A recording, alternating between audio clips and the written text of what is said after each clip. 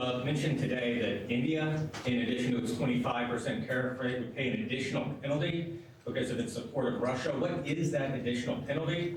And are other countries facing the same threat? Well, we're negotiating right now, and it's also BRICS. You know, they have BRICS, which is basically a group of countries that are anti the United States, and India is a member of that, if you can believe it. It's an attack on the dollar, and we're not going to let anybody attack the dollar. So it's partially BRICS, and it's partially the trade situation. It's the deficit. We had a tremendous deficit. So, as you know, Prime Minister Modi is a friend of mine, but they don't do very much business in terms of business with us. They sell a lot to us, but we don't buy from them. You know why? Because the tariff is so high. They have one of the highest tariffs in the world. Now, they're willing to cut it very substantially, but we'll see what happens. We're talking to India now. We'll see what happens. It doesn't matter too much whether we have a deal or whether we charge them a certain tariff, but you'll know at the end of this week. August 1st is a very big day for this country because money is going to pour into the United States like we've never seen before. Yes, ma'am. Thank you, Mr. President. Senator Hawley introduced legislation that would ban members of Congress from owning or trading individual stocks. It extends to the president and to the vice president. Are you in favor of that legislation? Well, I like it conceptually. I don't know about it, but I like it conceptually. And, you know, Nancy Pelosi became rich by having inside information. She made a fortune with her husband, and I think that's disgraceful. So in that sense, I'd like it, but I'd have to really see I study these things very carefully, and this just happened.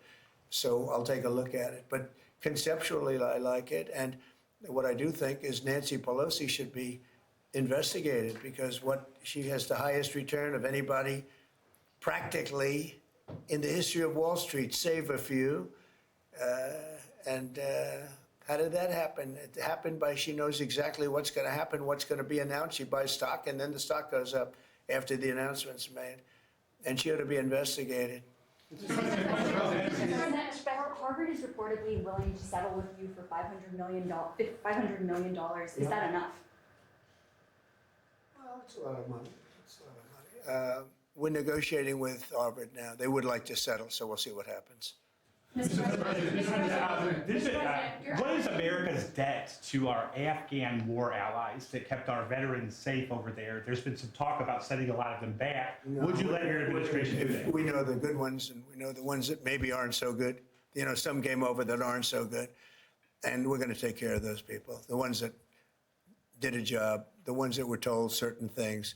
A shame what happened. One of the most disgraceful episodes in the history of our country. The way we left Afghanistan was just a disgrace.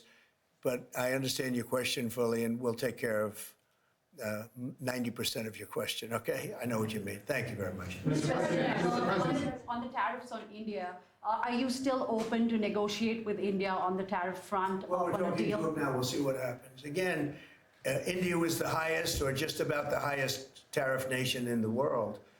And one of the highest, 100 points, 150 points or percentages. So India was one of the highest in the world. They had won 175%, and higher than that. You know, there's another higher one is Canada. They've been charging our farmers 200%, 300%, 400% for years, and nobody did anything about it. But India is one of the highest, so we're going to see. We're negotiating with India right now.